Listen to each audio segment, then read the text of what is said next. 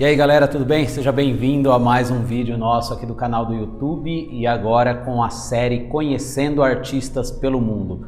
Hoje a gente vai trazer a história, um pouco da história de um artista sensacional, que eu confesso que é o cara em quem eu me inspiro já há mais de 10 anos, acompanhando o trabalho dele de perto e vendo a cada trabalho uma evolução incrível. Fica com a gente aí que hoje a gente vai falar de Dirk Dziemirski.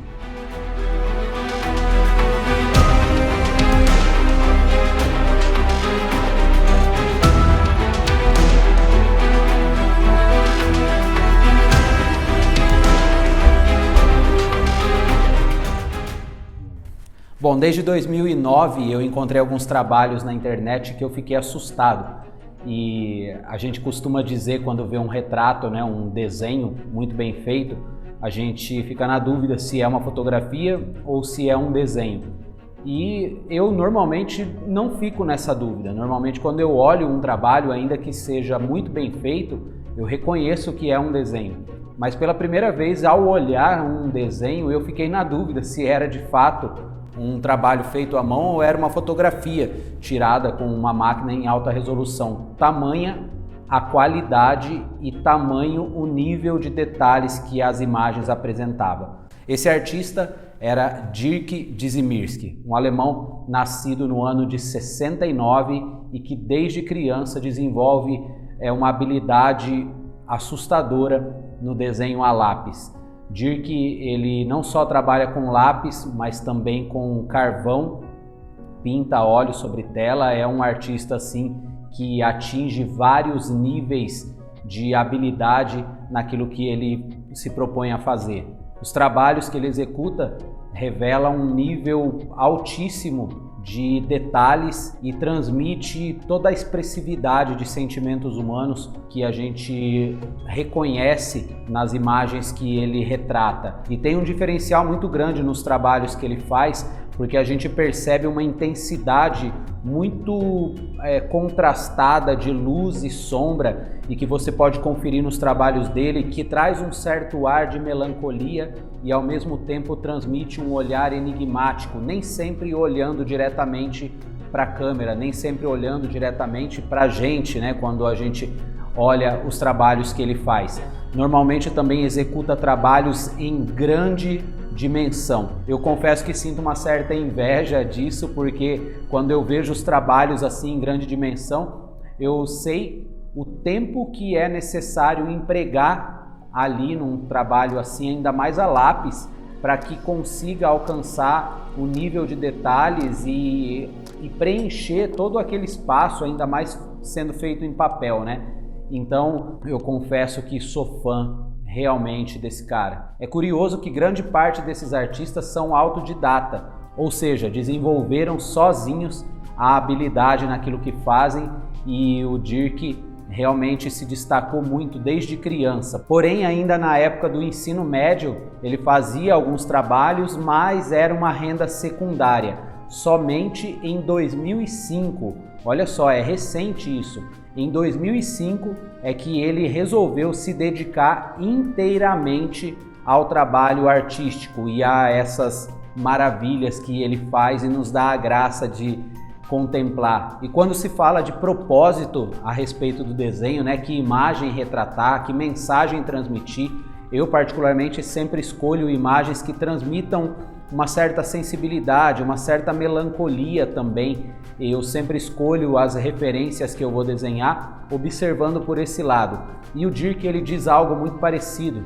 Ele fala que ele gosta que as pessoas vejam os trabalhos que ele faz com os olhos do sentido e não simplesmente pela percepção visual, porque é isso que ele tenta transmitir através das imagens que ele desenha. E ele diz que apesar do trabalho dele ser muito técnico, ele procura através desta técnica transmitir mais o lado emocional do que necessariamente o lado físico ou anatômico da imagem que ele tenta retratar. Ele considera que o trabalho dele é como esculturas feitas em 2D.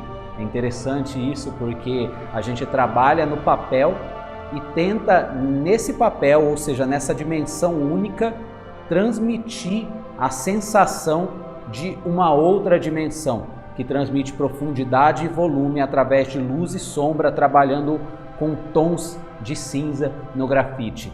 É interessante que ele enxerga que, apesar dos detalhes que ele retrata, ele tenta captar cada vez mais a essência de cada ser humano que ele fotografa. Inclusive, é curioso que as referências que ele tem para si, para que ele reproduza os desenhos, são imagens por ele mesmo retratadas, e ele não pega imagens de internet nem nada assim.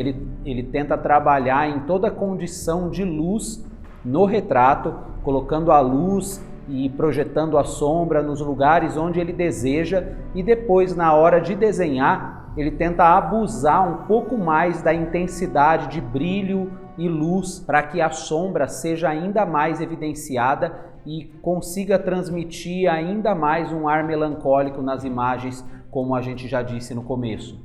Bom, agora falando de materiais que ele usa nos desenhos dele, ele explora muito o papel Hahnemühle Nostalgie. É um papel que eu comecei a usar também recentemente e eu gosto muito. Então é o papel Nostalgie da Hahnemühle. Lápis da Faber-Castell 9000, das graduações 5H até a 8B. Considerando que a graduação 8B ele prefere lápis da Staedtler. Borracha da Faber-Castell 7056. Borracha Tombow Mono Zero, aquela 2.3, aquela caneta borracha fininha. Ele usa também lápis carvão branco para áreas claras e também quando ele desenha em papel cinza.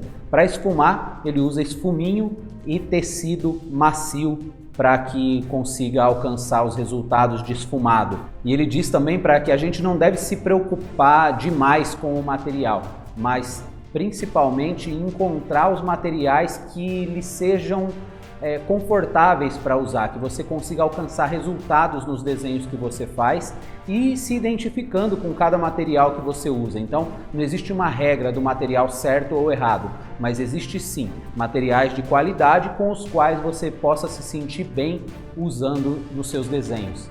Eu conheci o trabalho do Dirk através da internet, num site DeviantArt, e depois acabei entrando no site dele e conhecendo mais a fundo, pesquisando a sua história.